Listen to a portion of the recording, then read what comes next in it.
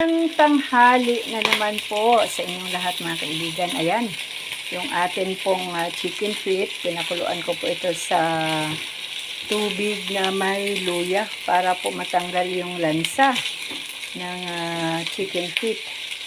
Tapos, ginisa ko na rin po sa sibuyas at bawang. Ayan ang sibuyas at bawang. Ngayon po ay lalagyan po natin ng konting toyo. Toyo.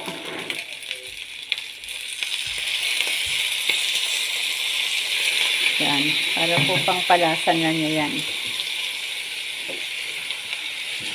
Yan po ang toyo.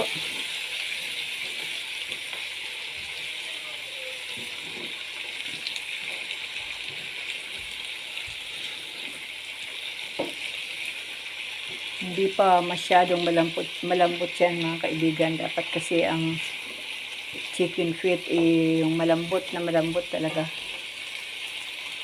Buto na lang ang matitira. Pag pinagat mo baklas lahat ng laman.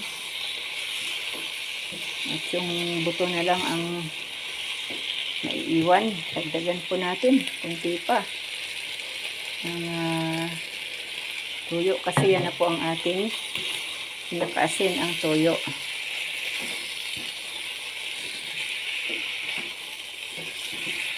Yan mga kaibigan, ang ating chicken feet.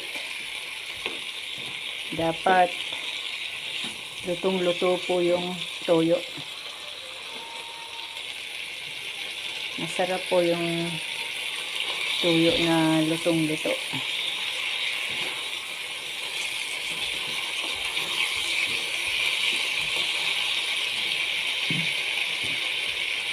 Tapos, lagyan po natin ng sabaw para lalo pang lumambot yung ating chicken feet.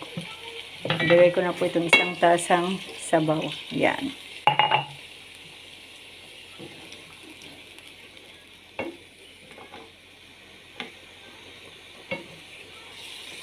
Ano po ang ulam ninyo mga kaibigan?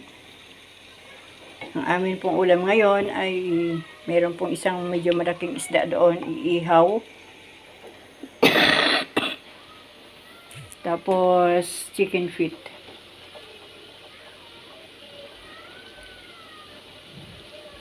Lagyan po natin ng paminta mga kaibigan. Ayan o. Para medyo maanghang-anghang. Kasi hindi pa ako maglalagay ng tawag dito ng sili. Okay na po yung paminta. Maanghang na din naman po yan ang paminta. Yan mga kaibigan. Atin po munang palambutin pa. Maganda. Masarap po yung chicken feet na walang sabaw. Yung talagang lang. Lalasahan po natin.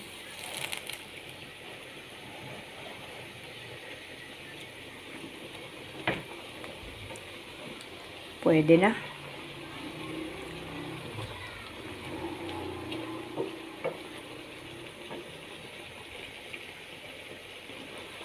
Yan. Alalay lang po yan sa Alalay lang po yan sa apoy. Tapos lagyan po natin ng suka.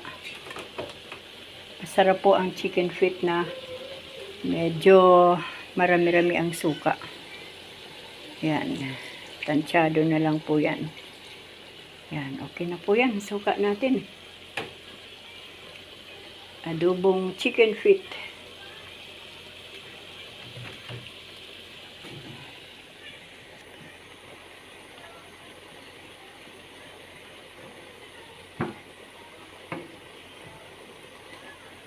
Sabi ng mga ibang nagluluto ng chicken feet, pag nilagay daw yung suka, wag daw munang haluin agad para daw maluto yung suka. Kasi ang suka daw po na hinahalo agad ay hindi raw po naluluto, hilaw daw po ang lasa.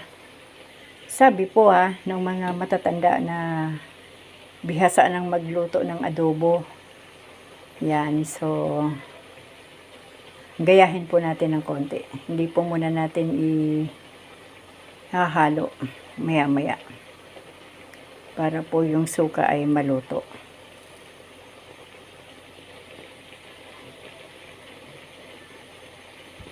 Amoy suka, mga kaibigan, sarap amoyin. Yan.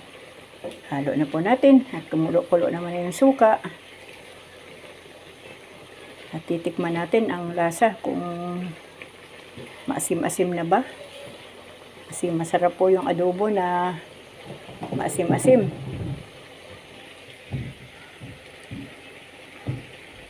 Maasim ang amoy. Ayan, mga kaibigan. Okay na. Maghalo na po yung alat ng toyo at saka asim ng suka. Yan.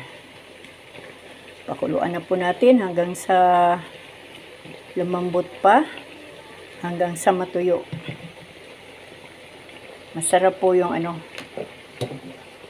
dagdagan natin ng kunting tuyo. Yan. Okay na. Masarap po yung adobong chicken feet na mayroong walang sabaw. Yung wala po talaga siya.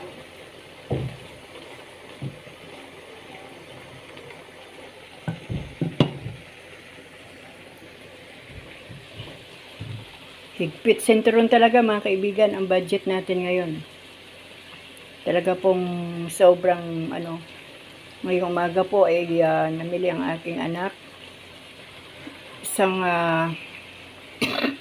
papaya na hinog, katamtaman ang laki. Isang isda na medyo malaki para pang ihaw. Talbos ng kamote. Tapos chicken feet. Konting parang 1 kilong karne yun. Mahigit 1,000 po yan, mga kapatid. Baka tatakbo siya ng mga 1-3. At mayroon pang mga iba-ibang gulay doon. Grabe po. Itong chicken feet po nito, isang kainan lang po ito. Plus yung tawag dito, yung isda. Mamayang gabi, iba naman. Kaya yung 1,500 mo ngayon, kapag medyo marami-rami ang miyembro ng pamilya,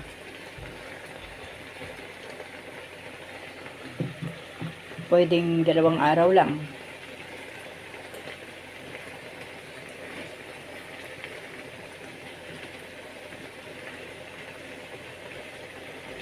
Ayan, mga kaibigan.